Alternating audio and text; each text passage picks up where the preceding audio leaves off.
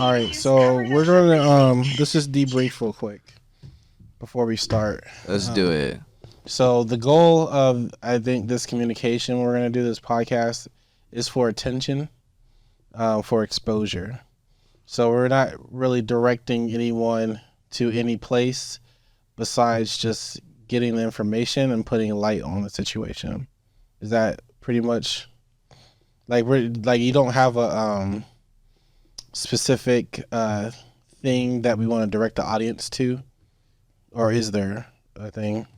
My thing is just to like a petition or a charity or anything? No, I've gone around and gotten people's signatures, but wanting them to help my kids be free and not trapped in a home because the military protects their own because of sex trafficking. Okay. And so when I have that exposure of being a victim of sexual abuse and domestic violence, but now my kids are trapped, and then having the recorded audios of my kids, but saying that's not enough proof. And then everybody outside says that you need to give it to the news. But when you do, they just rebuttal it, just like the police officer saying, you have lots of order protections, but we're not going to do a welfare check on your kids for the child molestation case. That doesn't make any sense. Yeah. So that's where I have concerns when I have gone to all the police officers and having the reports, but they're not doing anything and following the outline of the rules and regulations and more. So we're just basically going to expose this. We're just going to do it. Yeah, it's attention. It's a high form of attention. That my kids are trapped in a home and that they took my rights away and shamed, did hearsay assumptions and presumptions in the court of law, put one child on a case, but not all kids for their safety and all, and then make the dates incorrect and medically kidnapped my baby that was 3 days old and have that documentation and proof and have the nurses and people that were there for that too. Okay. That's where I am tired of the manipulations and the lies and the medical kidnapping and the sex trafficking and all the things the government does at the time. It is not right. Yeah. And so I know that there are people out there that are like, holy heck, but when you go around and you're trying to see, just like this guy that I prayed for 4 days and I bump into him and he now sees the police following with the timing, he is a witness to that as well as everybody else too. It is not a life to feel trapped and be a slave and abused. We are all children of God and it's love and unity within, but it's not to just use their power and authority because they're walking around thinking that they're brave men. Yeah. It takes brave people to walk with courage and faith and fight the good fight and look at the police officers and why aren't you doing what's right today? Yeah. And look them in the eyes. And I will do that every time, but I will not stand down and bow down and say that it's all right. Yeah. I want people to know that even when hard things, they can push through it, even with cancer malpractice going on, that I never stopped fighting for my kids. And that they will never be alone. Can you grab some tissue? Yeah, I got you. Okay. We're going to start with your, just where you come from, what led you, the events of you that brought you up to here. Just, it's good to provide context of who you are. And then we're going to go right into the story. So, and you're taking segments and putting it together and posting it out. Is that correct? Correct. Okay. Yeah. So, I'm going to start by, I will also advise, don't share any, why did that cut off? Oh, your computer cut off. Okay. No. Whatever. Share, yeah, you don't bring the whole roll. You can just get a couple of squares off of there. Names. I won't expose any names at all. Yeah, don't put names. Can they fraud us for taking that down? They can flag you for sharing any information without their permission that way. I know that because I've recorded to using it transcribed for courts, but they would never use it, so you can't use their name without their permission. I have an audio from the OSI. They said that the OSI Office Special Investigation of the military, when they saw what my daughter said to them going live, they said they would bring him. He'd come out. Well, he didn't come out. He gave me a call, so I answered it, on one of my burn phones. And when he called, I said, "What is your name, sir?" And he told me his name. I said, "There you go. Now everybody knows your name that you said online. So you can't just stay out and hide because you didn't want to come out as they told me that you would come out and talk to me in front of people. You didn't want people to know your face, but now you purposely exposed your name." And so that's one thing that I did because I was not going to go down with my kids being trapped in a home as I was a survivor and now they're stuck in it. Yeah. So you have to be careful. It's been a long road, and that's why I was saying, when we were driving the police, like, there's nobody I can turn to. But as I prayed, it was to, as I met you, I said, I need a podcaster. You said him. And then I said, I need a videographer. And then you said you. And then you told me, that you said this month you needed one story. You did not know what story you're going to get. But fasting for 4 days, the Lord knew I needed someone from the end, as he told me, from the outside in. God did not, whether energy or whatever you want to think, as they say in the scriptures, God didn't hang out with the Pharisees. He went down where the people needed him, and that was the people that were misunderstood and broken because of the abuse and other things that people wouldn't know. So I went down there to find, a specific attorney office that I was praying to go, and it kept leading me. But then I talked to the Jehovah's Witnesses. It doesn't matter what faith, we're all connected as children of God that way. And then that's when I met you, and I talked to you about my story and showed you that. And then that's when I told you who I needed, and God provided. Because it's not just about me, it's about all God's children needing to be free. So I had to go out, to where he would be. And that's where the miracle came, as you got the information. And then today, who did he provide? An ABC News person that wants to shine light. And I have enough to show, but it's hard for me to expose it with the right people. But he gave me the right people that wouldn't back down, though. And as we drove here and you saw, I parked in and I heard God, or a voice or a thought that came, that this person feels people's vibes and he loves people and he has a big heart that way. He really wants to make a difference, not just within himself, but in the community, and wants to help. But it's just trusting in that intuition that I got as I've been fasting, not eating food for 4 days, trying to come unto God, because I don't want to meet a maker or whoever you believe, or even to look up my child if you're trapped in a home being molested. I'd rather have someone be on the other side at peace, not being raped and abused because the government protects their own. That's worse than a death sentence, because you're putting that child through abuse over and over again in their home. And a home should be a safe place where you can trust and confide, especially being a foster parent in Arizona and a school teacher and helping everybody at the time. You don't go from a deployment and then come back and then say, she's crazy because I found out the truth like that. That is not right. And then to plant a plot and put me away for only 6 hours because I was taking anxiety and depression, medication that I've had all my life. But because I got information, they want to say I'm delusional or bipolar because I know the truth at the time. It's not right to convey or to false documentation and release it to their 309 squadron. It is not right to take my rights away and to do what they did to my kids. It's not right to take a week after I exposed that on Facebook to medically kidnap my baby. When they want to say hearsay and assumptions and presumptions, what they say that she was rushed out of the hospital and, she doesn't want to get, that is not right. No, you have over 30 days to turn in that birth certificate. You have a pediatric nurse with the audio on it that said that you don't have to give it right away. You can think of a name. You have plenty of time. And this court order, as she talks right here, and she was there when they did all this, it was all lies. She said that in that thing, that the documentation for the court for the DCS custody thing to ex parte removal of the kids, the dates were wrong. They said February. My baby was not born in February. She's born in March. And all the things that they said were all lies, as she was calling it out at the time, which doesn't make sense. And so when you have that, you have to redo it all over again, but they didn't.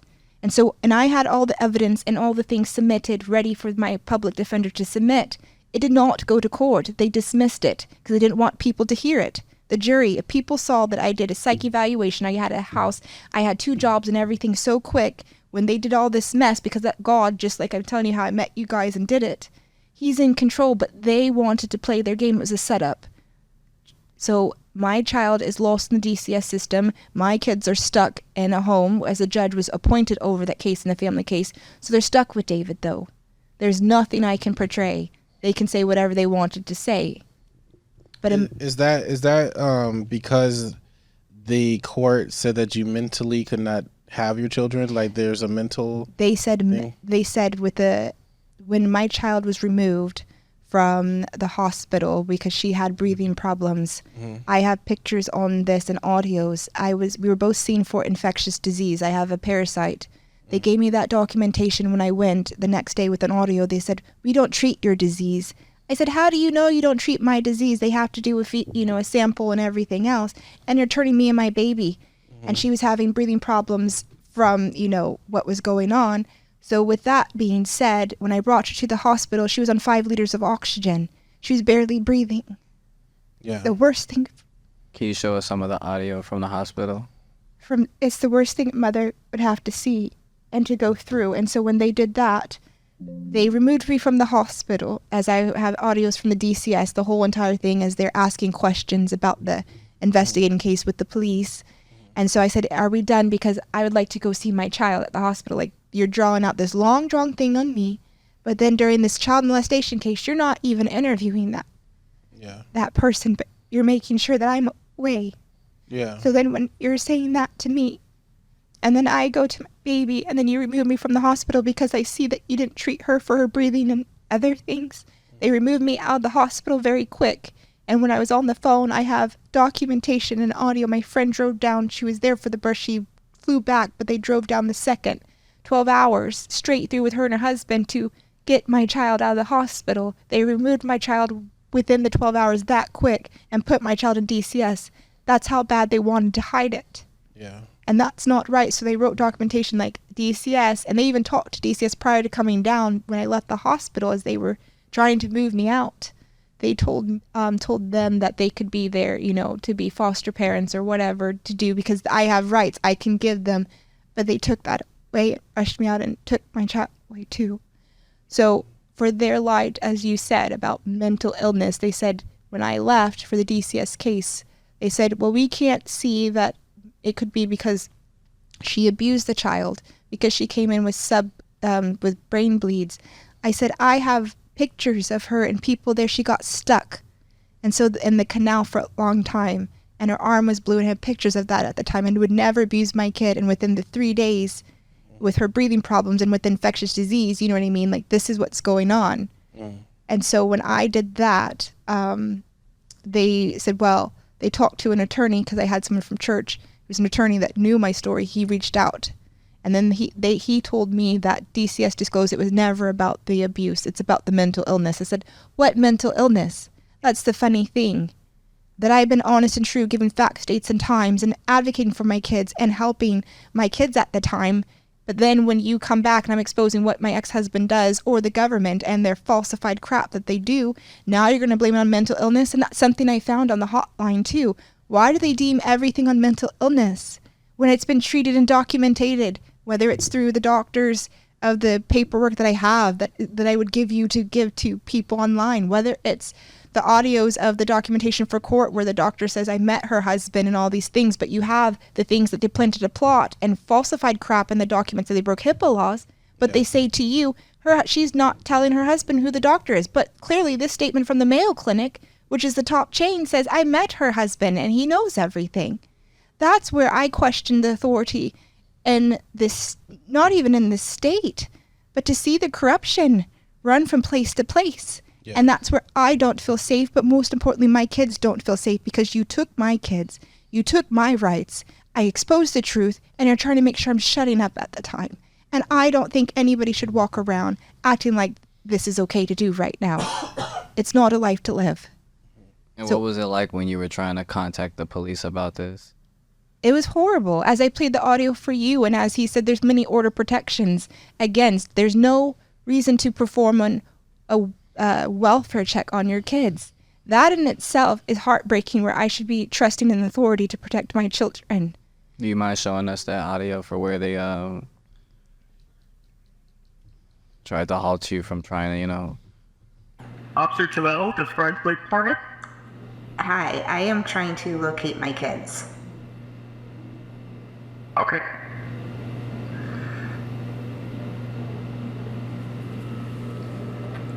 Can I help you in any way, or? Yes, I am trying to figure out where they are. I haven't talked to them in a couple of days at all. I've had people from church call them too.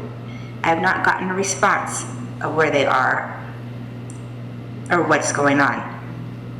So I am concerned for the safety of my kids because I have a text message asking where they are, sir. Did you have a text message stating what? I said I am trying to locate them. I've contacted them through text messages, I have had other people call and text message them from church. I have not heard from them from the past couple of days, sir, and I was worried about my kids. Okay, I understand. So I just have people that have been aware and writing statements to other things to show what's been going on in this whole entire manner of this ridiculous situation in general, not just this but past. And I just want to make sure my kids are safe right now. Okay. So there's not a reason for me to go out to the house to ensure their safety. It seems like there's a lot of orders of protection that are in place between you guys.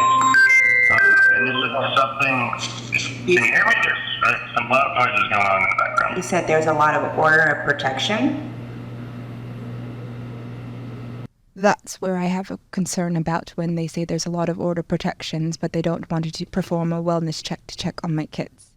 And that's where I lack faith in the society to make sure they're safe within. He didn't even try to check. He just... There's even this clip right here, towards the very end, he talks about So that's this. what I have brought It's this to statement. my son that way. And then had other people's statements to use because they were the ones. That had nothing, one, they haven't made statements to me because I'm not an officer involved in that case. Okay? And two, there's no reason for you to believe today just because you have not received a phone call that grandmother is now assaulting that child again. I'm not saying that she is or she isn't, but when you go to the court of law and any judicial system, it is the history behind it, sir. And that's what they use. It is not today, it's not the rebuttal, it is the history.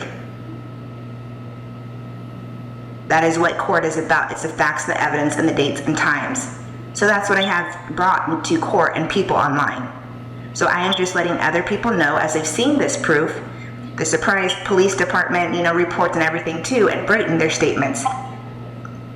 So I'm just letting you know I want to make sure my kids are safe, and I will call at 6 if I don't get a call. I hope someone will make sure that my kids are safe and not taken like the past history as they've done things and all. Okay. Is there anything else that I need to do? Sorry, people are at You still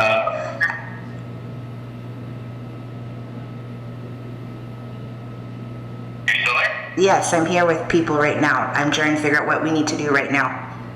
After 6 o'clock, what else would you have us to do? And you're calling just because that you haven't received a phone call from your son today. I haven't. You need to go to the house and to perform a welfare check on your son because you haven't received a phone call with him while he at his father's house during his father's time. You said at You don't have any reason to believe that he is in harm's way or not okay just because you have not received a phone call by noon. It's not noon, like I said, in front of those that are here right now. It's been a couple days, and that's why I'm concerned right now. So I'm just, like I said, You didn't call yesterday. Asking for a welfare check on your son because you were concerned you didn't receive a phone call yesterday, but now you're calling today. I think because I had a baby and I called right afterwards and I called in the morning and I had people from church, I think that I had some leeway to do. And so with that being said, I had people calling for me, dude. And so when I have people in documentation of them call and that I call today for after the third day and all, then I'm finally going to report because I don't want to say the first day you're being paranoid, of things that have been conveyed. So that is why I waited. That is why I had other people act and document that track so then people don't say you're paranoid or you're delusional like that. So I did what I needed to do to back up my proof, so then I called you.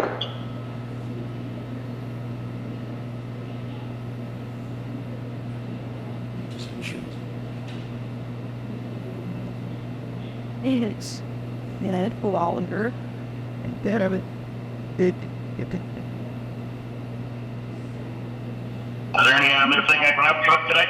No, I'm just letting people hear this conversation as they're in this room and other people too, and make sure that my kids are safe due to the history, dude.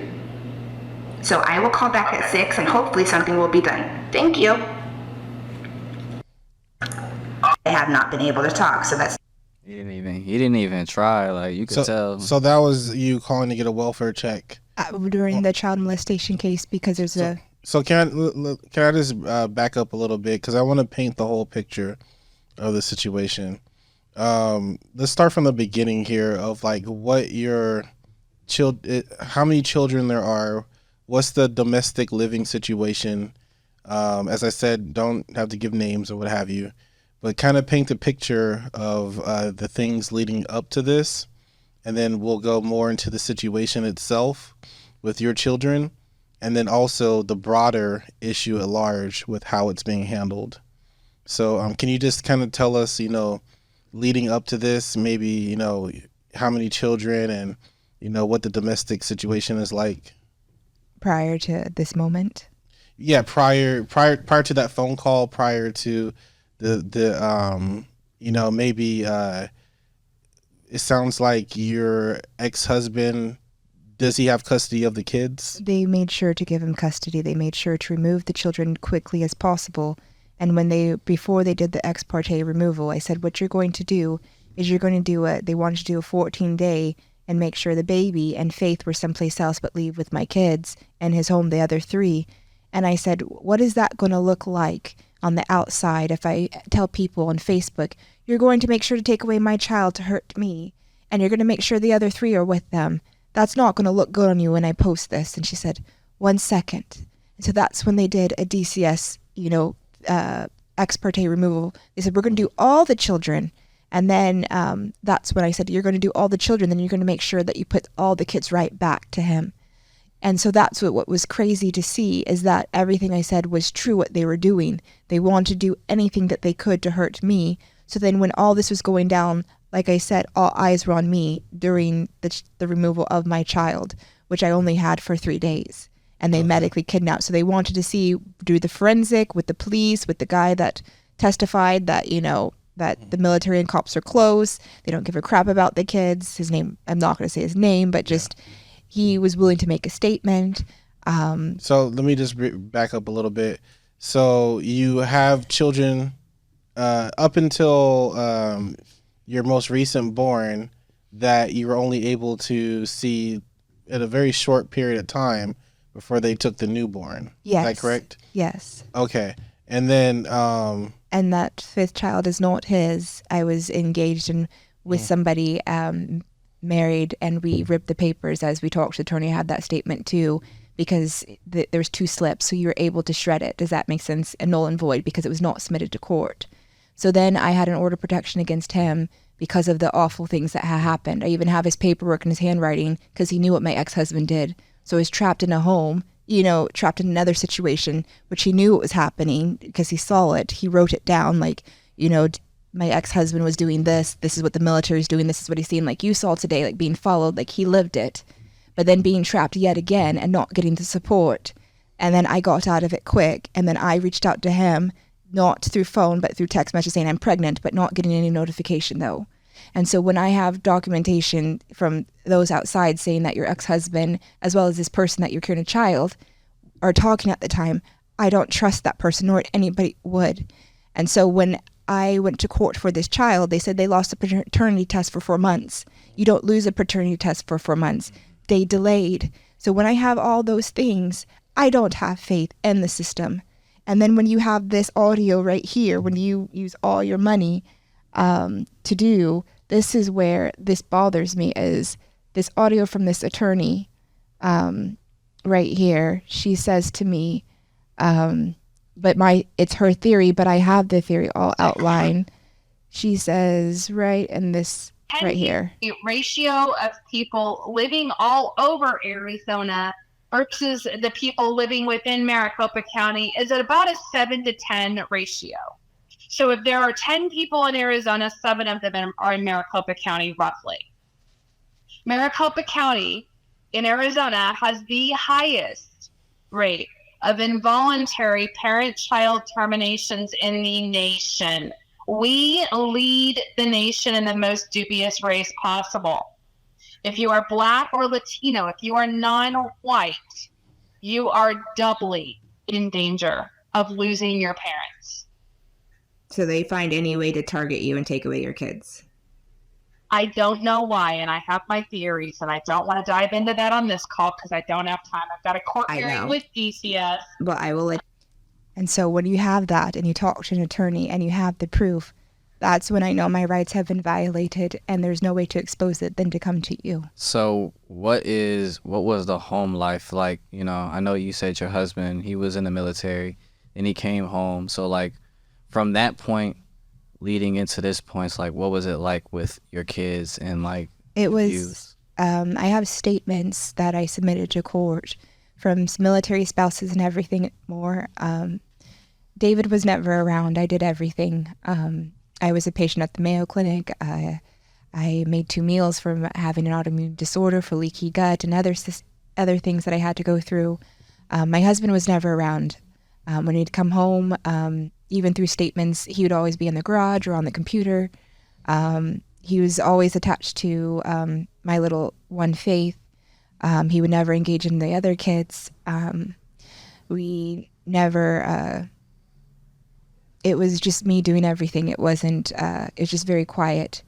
The other things that I'm not going to say, nor is it appropriate to speak about, that's something no one should go through that way.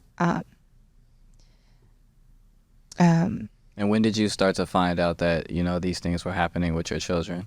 I found out roughly after I was of domestic violence and sexual abuse, when I trusted in the system, but it failed. And when it went to military court and having proof that military court never closed and documentation from that email that I could give you guys, though, that there was nothing I can do. So then after I paid $20,000 to my attorney, which I have that proof, it didn't go to court.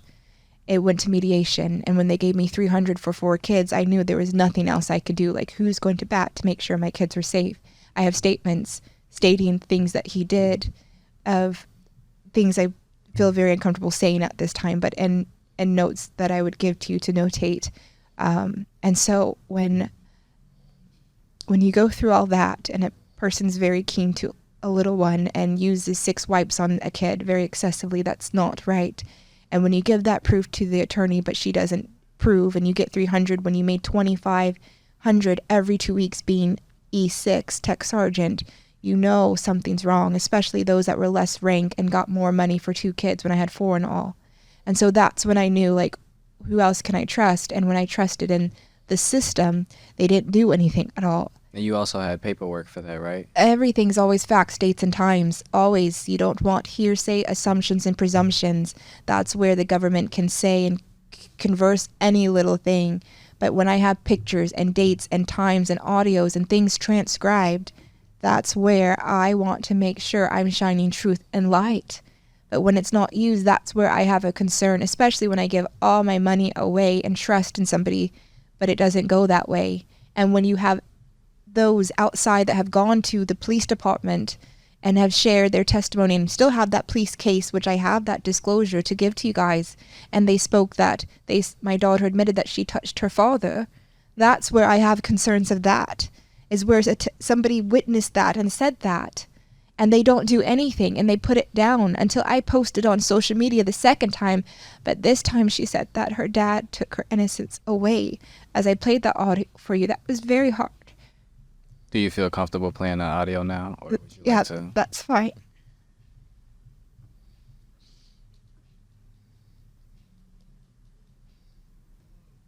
He puts his pee and you. And where does he do this? Where does he do this? At home. But where? Honey, where? In the bathroom. And does it hurt you?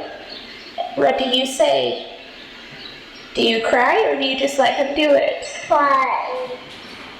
Is it in his bathroom or in your bathroom? My bathroom. And where's everybody when they do that? They're in their rooms. Are they sleeping? Yes or no? Yes. Okay. I think having enough of that or pictures of a child being choked in a home whether it's by her father or a young sibling but being neglected, though, but saying they won't do anything about that.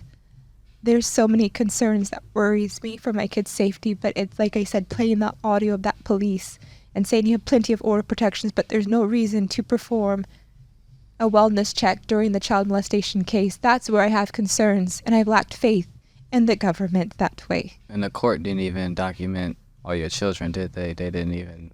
They didn't. They only put one child down there.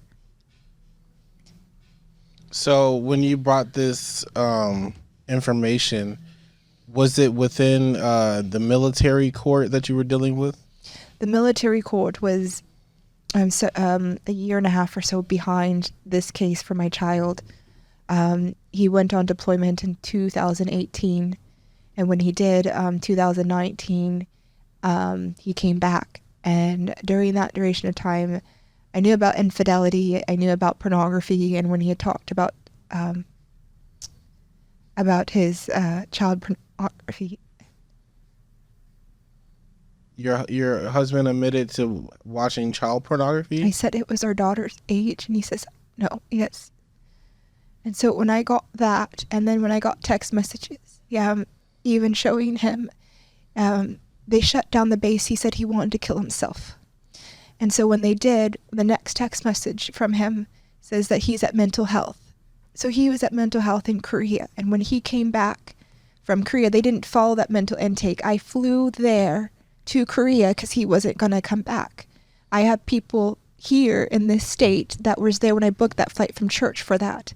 Can I pause you for a second? Yes. So the military caught him with the child pornography and sent him to go get psychiatric help. Yes, that he wanted to kill himself. About the infidelity, people called. I had friends saying that he wanted to kill himself because of what's going on with the infidelity and what he told. Yeah. And then they put him in mental intake, and they didn't follow their protocol.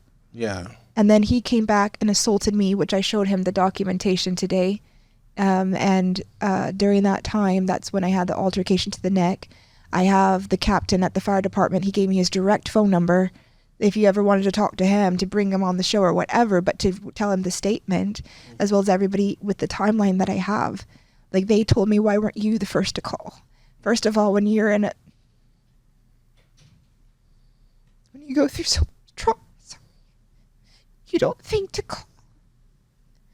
You're sorry. No, it's no rush. Take your time.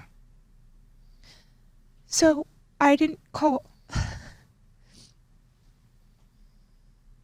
It's not the first thing to think about at all. Yeah. So, sorry, I don't have all the papers and stuff with me, but I do have all the stuff to tell the story. So, take your time to gather yourself. From what I'm hearing, though, there is some negligence of people not taking the right actions to keep people safe. Like, the information, even from the first warning of your husband going into a psychiatric situation or mental, he's starting to hurt himself. That's the biggest flag of safety there. And it sounds like it wasn't handled correctly. After the military, did you bring this information to, like, the public court system? So after he assaulted me, and when that went down, I called an attorney, and he passed away. He was actually going to take this case, as just because he knew about some. Did he pass away of natural causes? Ew. The attorney? Yes, he had cancer. Okay. Sorry. I just gotta know, like, how some weird behind the scenes I type. don't know. But okay. He was a good person. He used to be military. Okay. I have much respect for him. He was the one that helped me adopt my little one who's subjected to the harm in the home that's 6. When after the assault that went down, I had somebody at the hospital with me for the altercation to the neck, as I showed you today. And that's when, during that duration of time, I called because he was government property. So, because he fled with the kids at the time. Yeah. And so he had to report back home with the kids with my adoptive parents. It was from a toxic home to a toxic relationship that's how I met him. And that's where I kind of did everything when you're in that kind of home, if that makes sense. So the public system as well as the military system in Arizona have been aware of your situation, of your abuse, of your child's domestic abuse, of their situation, how they've been living. You clearly have had evidence. You've shown, you've reached out. We've even heard that you talked to an officer and he neglected it. So from what we're seeing, the system we have set out here is flawed. It has been negligent of assisting you and children on top of that. Like, that's terrible. And for everybody who watches this, you clearly see, like, when these things about child trafficking, human trafficking, like, all that stuff is real. These situations are real, and these scenarios are real. Like, this is happening to somebody out here, for those who don't believe it when people are trying to tell you. Yeah, we can definitely learn from the situation here.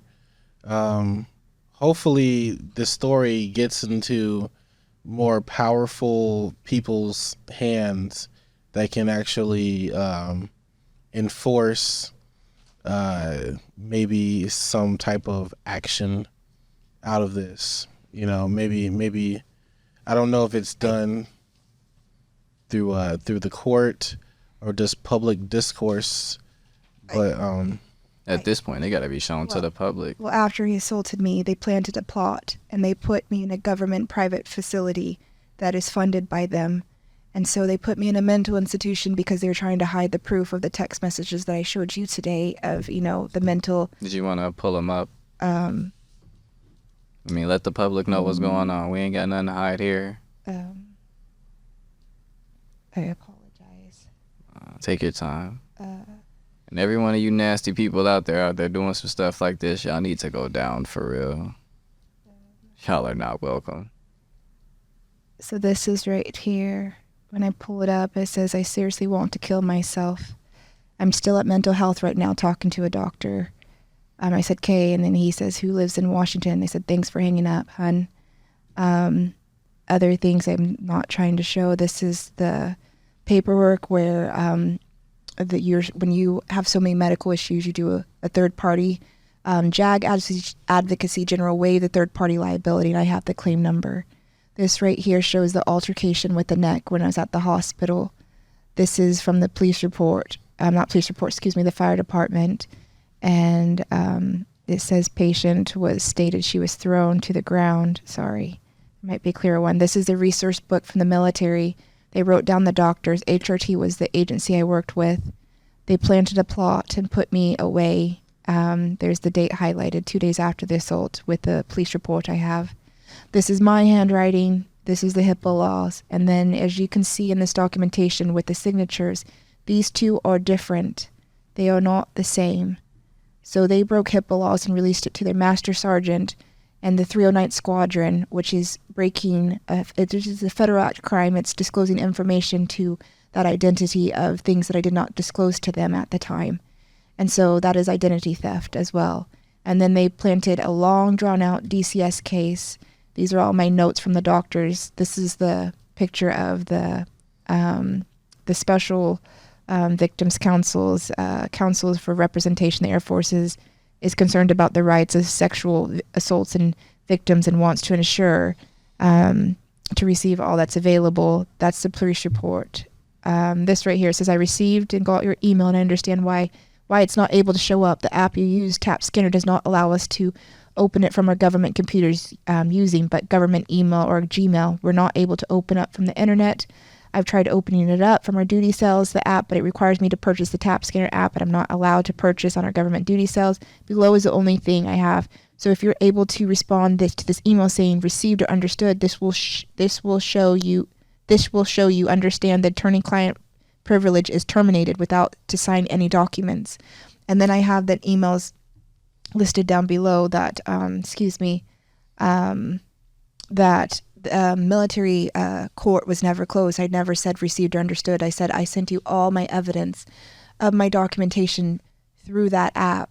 Here's a screenshot, so I have that. And so when I posted that and gave that to them, then he says, ma'am, can you just say received or understood? I did not respond back because I knew that they weren't representing me right. They wanted to pass that case of military court to another attorney because their jobs were on the line. And so that's when I have lost faith, when my ex-husband, when his mental health intake, where he talks about wanting to kill himself, and that, as I showed up on this, that he's on the, I'm still at mental health right now, and I've showed you the altercation to the neck from the hospital from the assault. And just to ask, as I did just look up to clarify, so HIPAA laws are basically like the hospital saying, we won't disclose your medical information unless you write them down. Right. Or like when you quit a job, we won't disclose what you did, your time here. So it's basically like a privacy or Privacy. Privacy Act. You're disclosing sensitive information that's my individual personal information. That's identity theft. It is disclosing all things to others without my things for them to do what they want to do. And that when you have that, when mine is clearly notarized right here below, I can't really show it up to you, but right there, and I showed it down, this is where I know my rights have been taken away. And when I was able to show you, those two signatures were not the same. And from the person on the HIPAA law base, she says it's not even in her server that way. And I have her business card. When I went before, I took this to court and thought that going outside from military court, that they would help me outside. Yeah. But as you guys heard the audios from my little one, and so what do you hope to accomplish through all this, through giving the public this information? What do you want to achieve for your kids and for others as well? I think just to, number one, never give up and fight the good fight, but most importantly, know that your story matters at the time. I think that if I could save a life, most importantly my kids, knowing that no matter what happens to me with the story of with cancer and the things that I have metastasized within my body, of documentation. I have documentation of lung cancer, of just follow up and to do. They're not saying anything in other documentations, but I want to make sure my kids know that I never stopped fighting for them, that I always stood up for them and tried to stand what's right. As you saw earlier today, someone says they're protecting the perpetrator. Anything documentation that I give to the hospitals, to the schools, it's all being rebutted. The system's failed because they're protecting him. And when people say, why is he an asset? When I know that he's making over $8,000 and it's written in court documents to me, being tech sergeant in E6, you don't make $8,000. We never made that much in 13 years. And so when I'm seeing he's making more above his pay grade and they're protecting him and making sure the kids are safe, that's when all questions have me question it.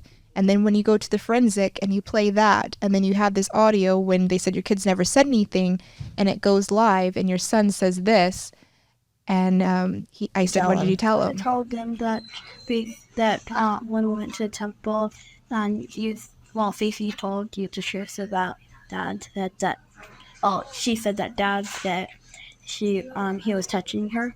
And what else? I said about was I ever have pee-pee, her pee-pee and stuff like that. Okay.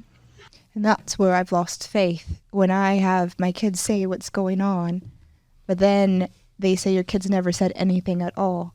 And then after I posted that live, the next clip was the military showed up after the guy said, the military cops are close. So this is at the forensic, and they should not be there at that place.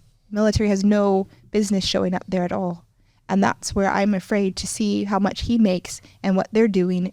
And with the restraining order or order protection, and on the document that I showed, that they put one child on the molestation case, that's where my questions are worried about. Who can I trust in the system, though?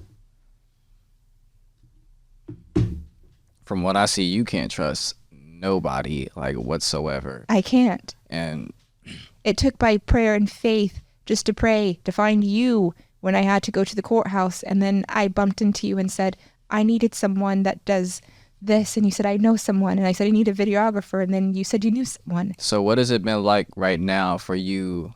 It's, what can you tell us about the details of how has it been trying to contact loved ones? Has it been hard? Have you been able to work, like what has life been like for you now, trying to fight this fight for your kids? It's been horrible.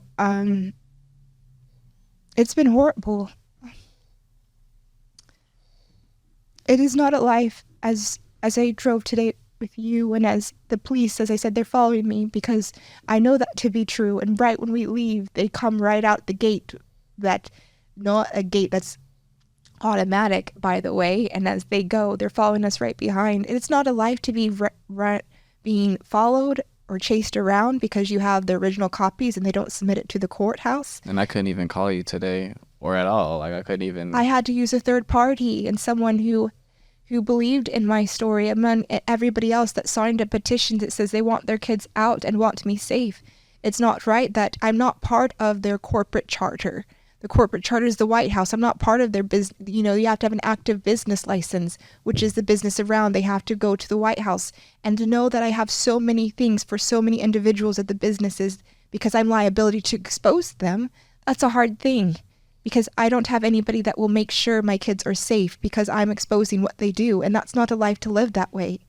I think that people should have a voice and stand up for courage. I think they should stand up for what's right. But I think people have forgotten that because they're scared at the time.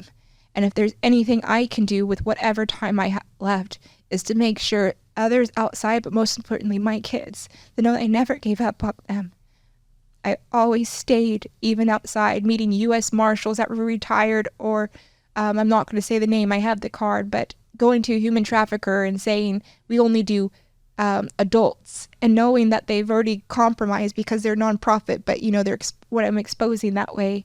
Or to talk to another person, I'm not going to say his name, but he was trying to find counsel outside.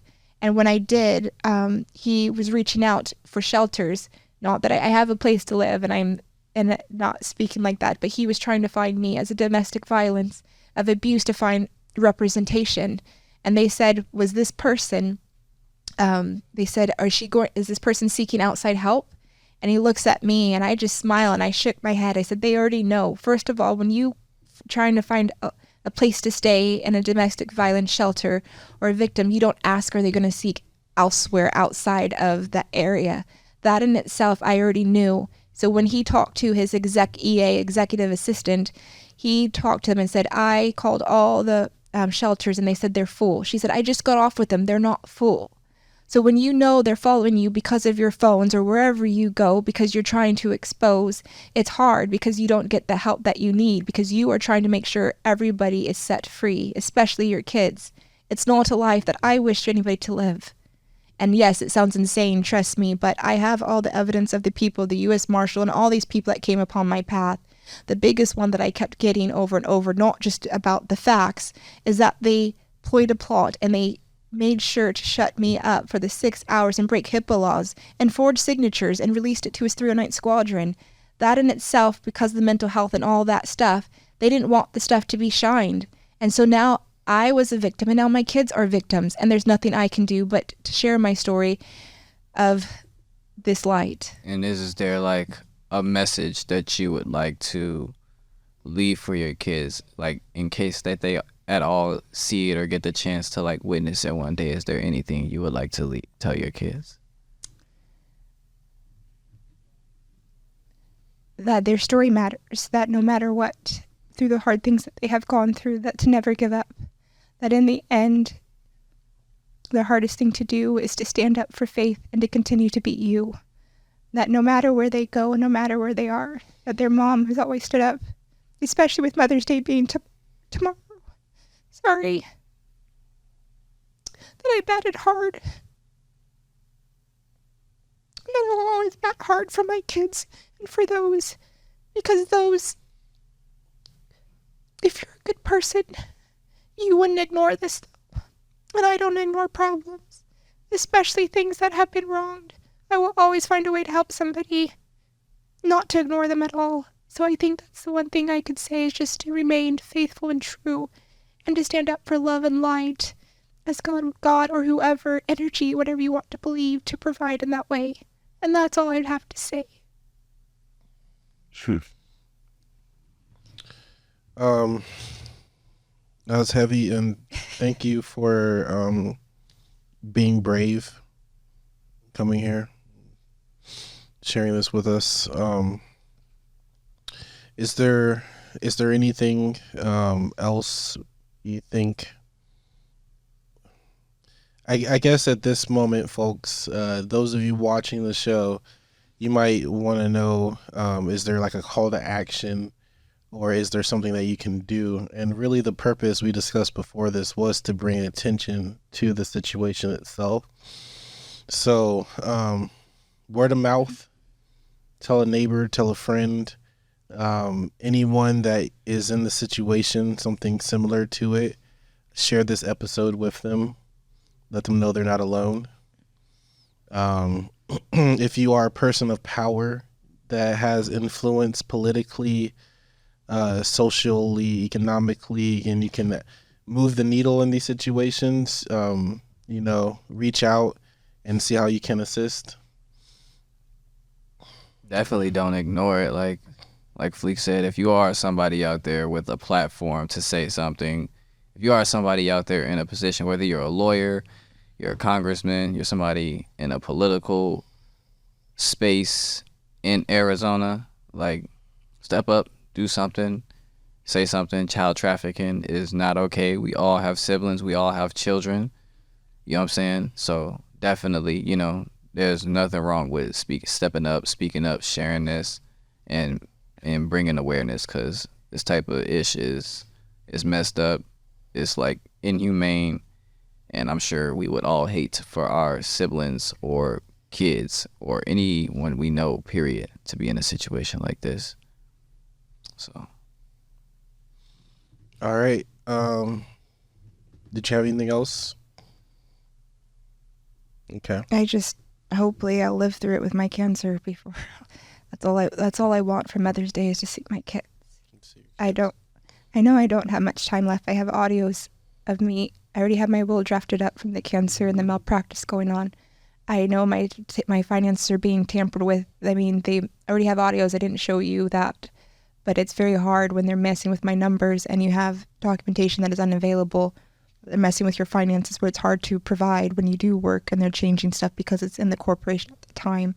I don't care about money or anything like that. I just want to live as long as possible just to see my kids. But it's hard when you go around, and because the government is run, in a chain, and the FDA, which is the Federal, Food Department Association, Drug Administration, that's where you have friends that I've talked to today that they would testify as they've been in the hospital that they ignored me, or the audios I didn't show, but I had, I had a referral for a specific disease, but they didn't treat me. They turned me away very quickly along with my baby. And that's where my fear is that I just want, before I go, I just want to see my kids. That's my worst fear, is going, them not knowing that I didn't fight. So that's why I fasted. I found you guys, and I just want to make sure that that they hear the story, because as I was told before it came, that my story matters. Like, everyone's story matters, and that everyone has a chance to share it if they aren't afraid. Definitely, we will share this story, and we will put it out. So, thank you guys for your time and for being a blessing in my life. Absolutely, fuck the government. Can I put my middle finger up on the camera? No, no, it's not. Well, yeah, we don't like the government. All right. Hey, everybody. Thank you for watching the podcast. Make sure you like, comment, and subscribe, and come back for more episodes.